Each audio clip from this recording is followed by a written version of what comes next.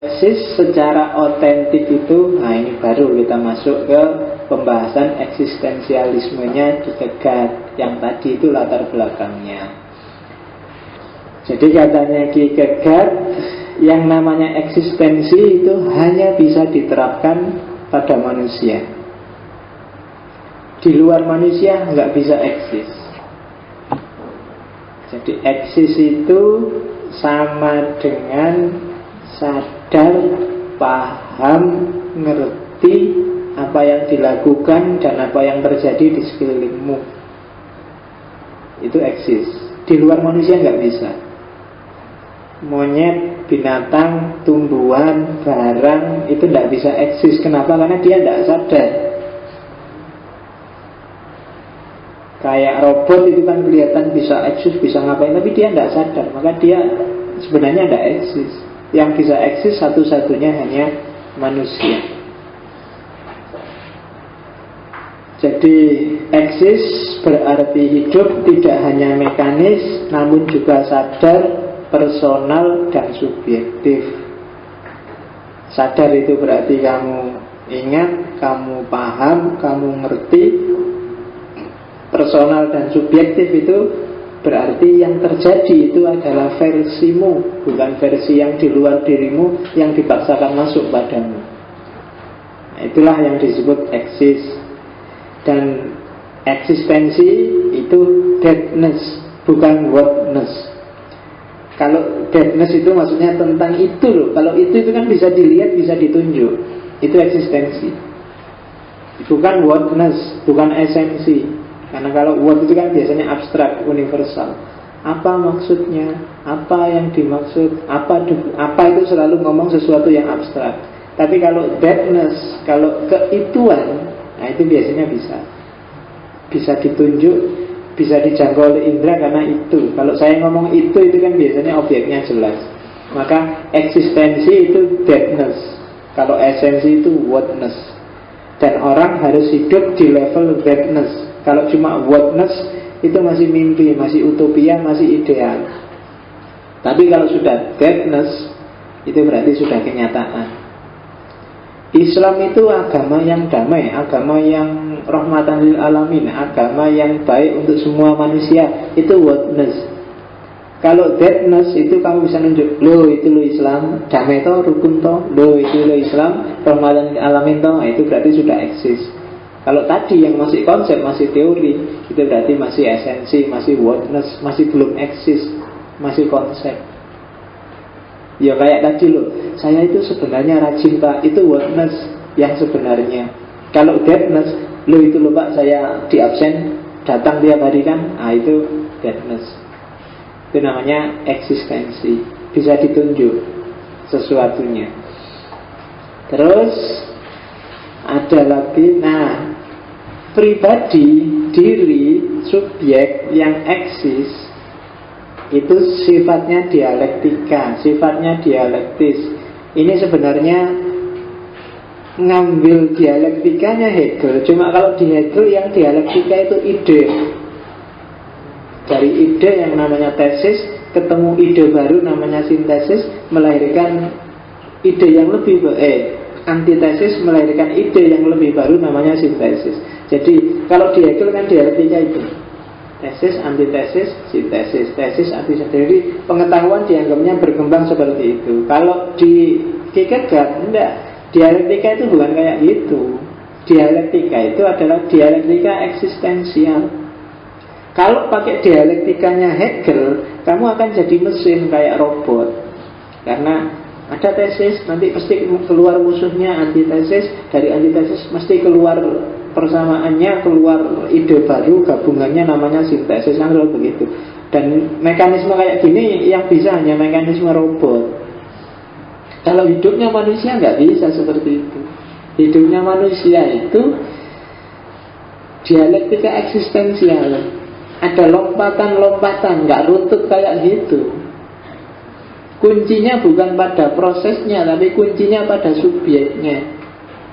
Logikanya bukan both and itu sintesis, gabung jadi satu. Tapi either or itu kalau nggak ini ya ini. Maksudnya tergantung keputusannya manusia. agama itu ada yang formalis, ada yang substansialis. Kamu milih mana? Saya milih formalis, Pak. Saya mau jadi garis keras. Itu kan keputusanmu, keputusannya subjek. Jadi tidak tergantung dialektika. Kalau di Hegel kan dialektika sejarah. Karena bapakmu Islam, ibumu Islam, ketemu sintesis, jadilah kamu seorang muslim yang gabungan antara bapak sama ibu. Bapakmu NU, ibumu Muhammadiyah, digabung jadi satu, kamu Muhammadiyah NU. Nah, itu kan sintesis. Karena kamu A, karena pacarmu keras, kamu keras, maka besok kalau kawin jadilah sintesis keluarga yang sama-sama keras misalnya. Nah, itu sintesis kayak gitu. Tapi sebenarnya nggak kayak gitu katanya Kierkegaard.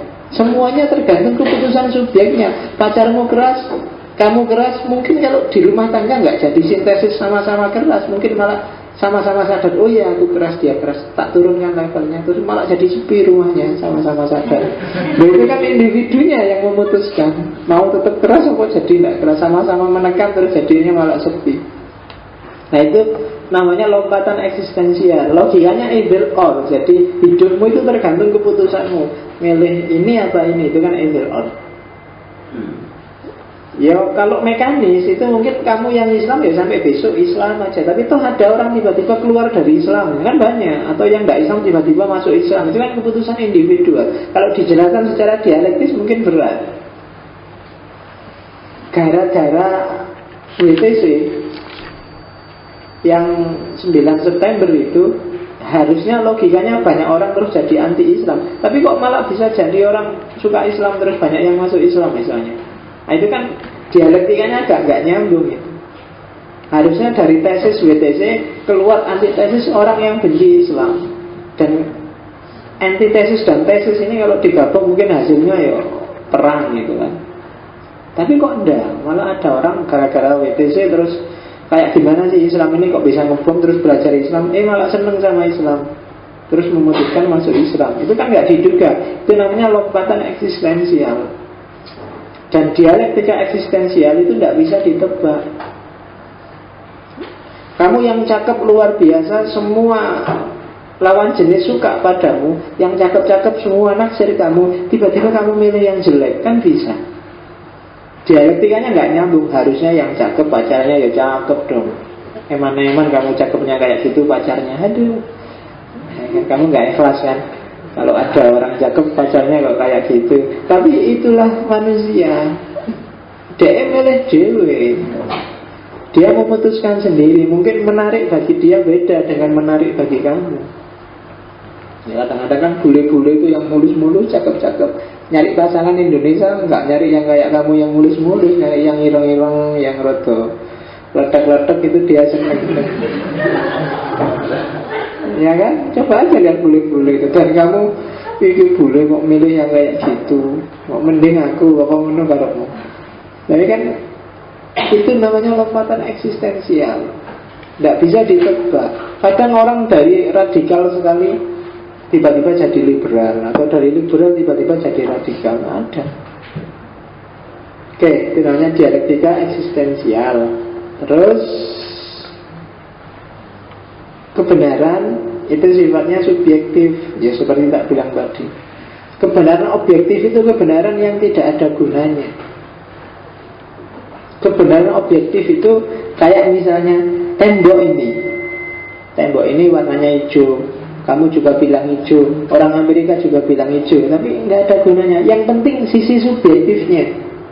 Sisi subjektifnya itu, ya terus kalau hijau kenapa? Nggak apa-apa sih, bagus terang. Karena kalau hitam kasihan muridnya misalnya. Ya itu kan sisi subjektifnya. Sisi objektifnya nggak ada gunanya. Yang bermain dalam dialektika hidup kita itu sisi subjektifnya. Gitu.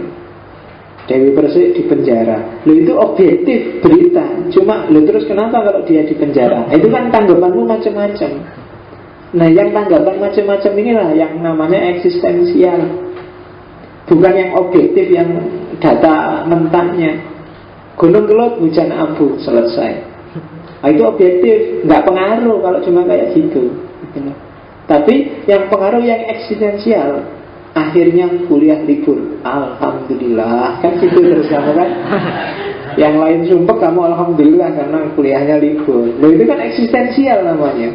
Yang lain memaknai bencana, bagi kamu alhamdulillah waktunya aku presentasi sekarang libur.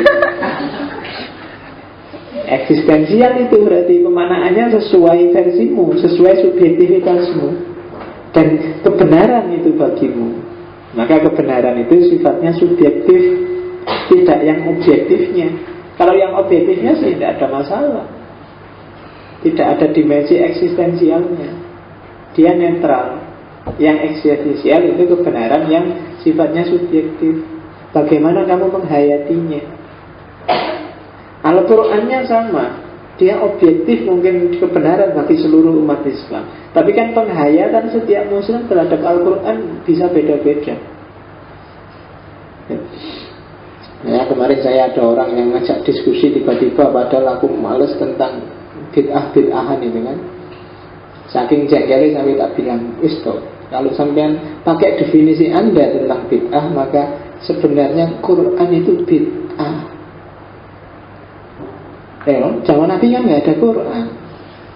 Yang kamu pegang tiap hari, kamu baca juz 1 sampai 30 itu zaman Nabi nggak ada. Yang bikin zaman sahabat. Terus ada titiknya, ada harokatnya, itu semua bid'ah sebenarnya, bikinan. Jangan mau kalau memang kita konsisten nggak ada bid'ahnya itu.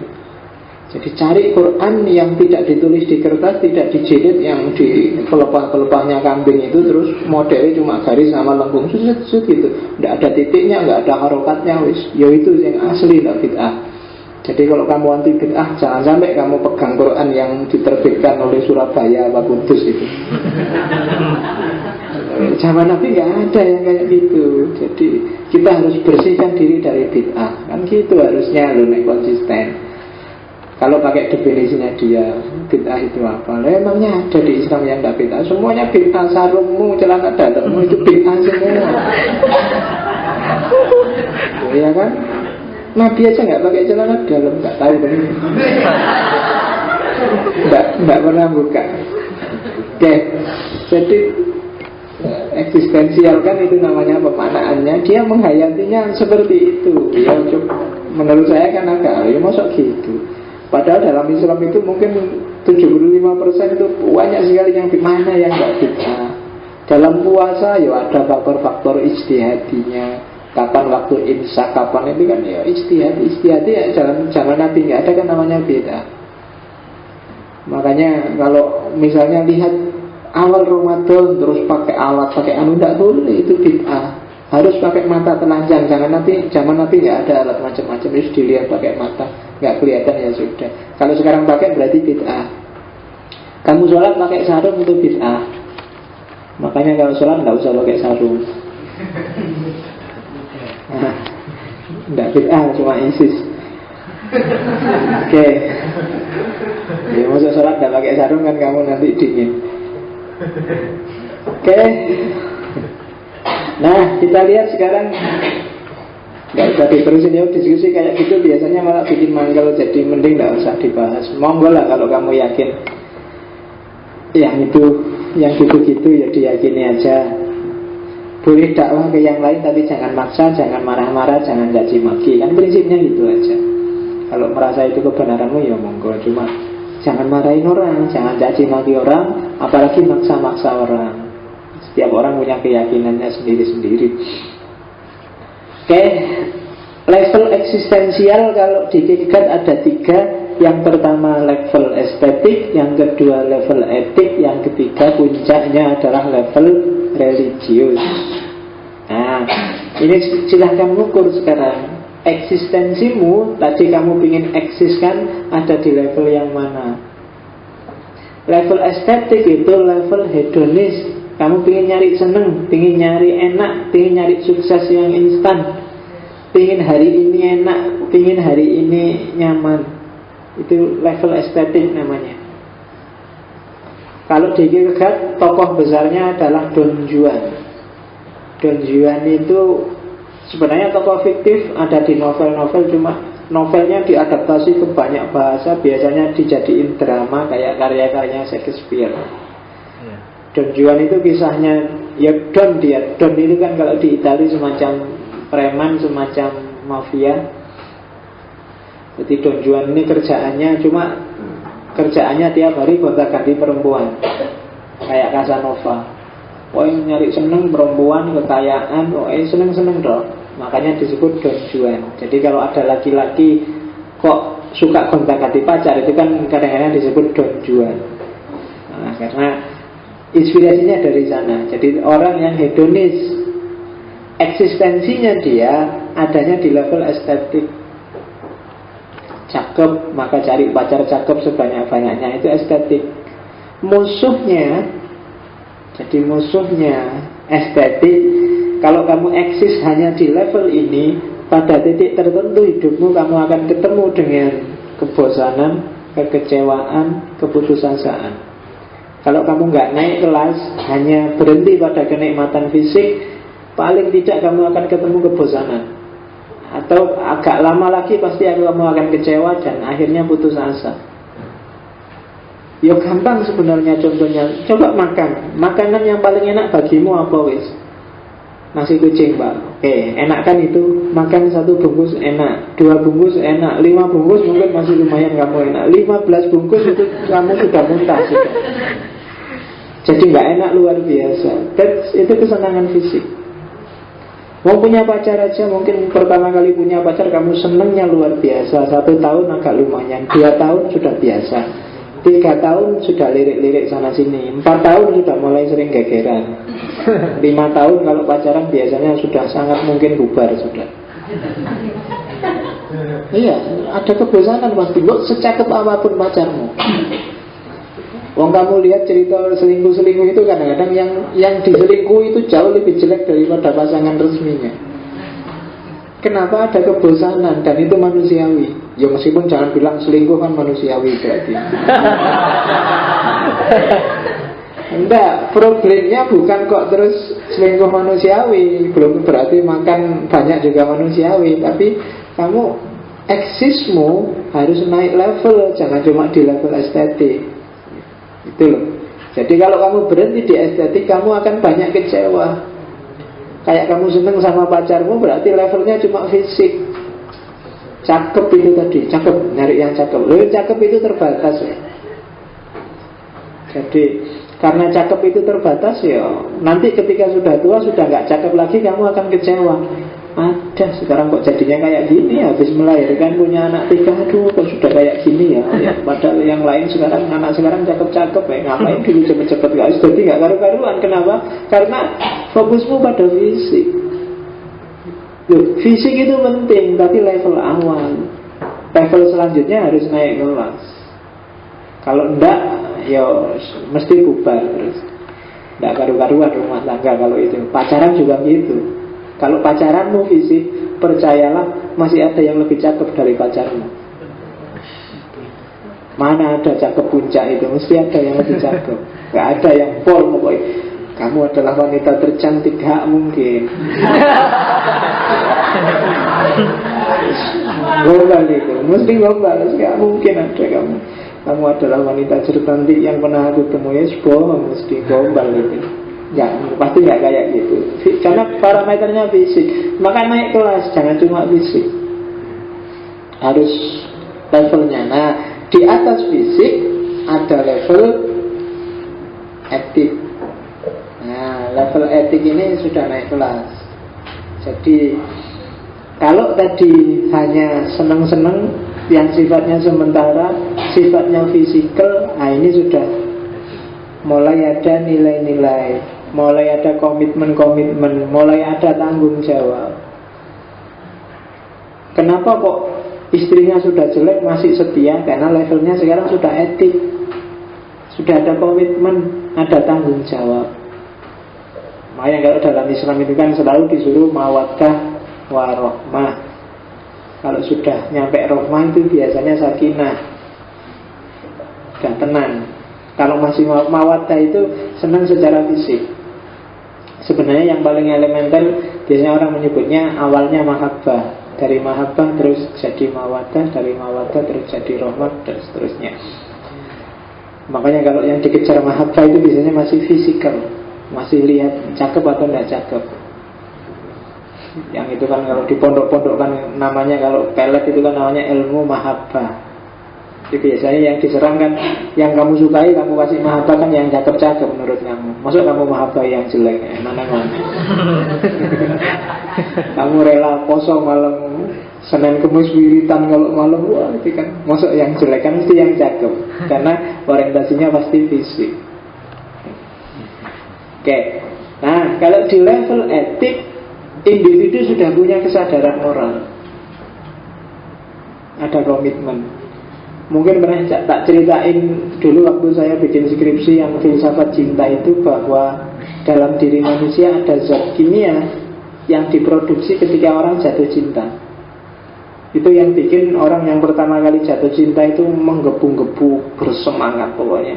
Terbayang terus wajahnya, terus kalau nelpon sekali ngangkat bisa 1,5 jam, terus pokoknya selalu begitu. Karena memang ada, saya lupa nama zatnya, tapi ini diproduksi limited edition, nggak banyak produksinya tubuhmu ini ketika jatuh cinta. Kalau kamu boros, dipakai terus ini, jadi kamu yang-yangan terus, lantek-entek, pagi siang malam pokoknya selalu dia dan dia. Itu kalau di teori itu sebenarnya zat kimia, dan itu paling lama itu durasinya 2 tahun. Jadi yang kamu sedang pacaran, hati-hati. Kalau kamu boros, SMS-an tiap hari, ngobrol tiap hari, yang-yangan tiap hari, itu 2 tahun. Kalau sudah 2 tahun itu biasanya sudah beda rasanya. Kenapa? Karena zat ini sudah habis, sudah kehilangan anunya, kehilangan dayanya. Nah, untuk jaga ini biar nggak nyeleweng, dalam proses 2 tahun itu harus naik ke level etik. Mungkin kesetiaan, mungkin tanggung jawab, mungkin komitmen. Kalau nggak ada ini, zatnya sudah habis, ya mesti boleh liane. Meskipun di awalnya menggebu-gebu luar biasa, tapi kalau levelnya masih level itu, ya sudah selesai. Oke, jadi itu level. Kalau tadi contohnya Don Juan, katanya Kierkegaard, di level etik ini contohnya adalah Socrates. Jadi orang yang menaklukkan dirinya sendiri demi prinsip-prinsip moral yang dia yakini, itu Socrates. Meskipun oleh Kierkegaard dia disebut ironi. Ironi itu harusnya tidak begitu. Harusnya nggak sampai mengorbankan dirinya. Harusnya nggak sampai konyol mengorbankan dirinya, katanya, untuk manusia. Jangan seperti itu. Kenapa? Karena dimensi eksistensial manusia itu memang terbatas. Kalau memang kita nggak bisa ngatasi, yo jangan menyerah dengan cara bunuh diri, katanya Kierkegaard. Harus naik kelas lagi.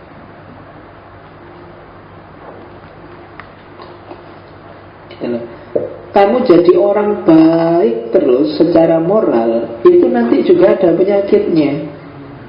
Baik tidak mesti enak loh. Baik tidak mesti sukses loh. Baik tidak mesti terus kamu jadi luar biasa loh. Kamu jujur tiap hari, kadang-kadang ujungnya tidak enak. Hidupmu sengsara. Yang lain nggak jujur, suge-suge, kamu yang jujur melarat. Loh itu kan tidak enak. Kamu sudah berpegang pada visi moralitas, ternyata ujungnya juga kayak gitu. Kamu setia pada pacarmu, masih diputus juga karena ada yang lain yang lebih cakep. Salahku apa? Kamu kan tanya gitu. Nah, aku kan sudah benar, tidak cuma fisik, aku sudah naik kelas ke etik, aku setia, aku tidak nyeleweng. Kan gitu kamu komplain.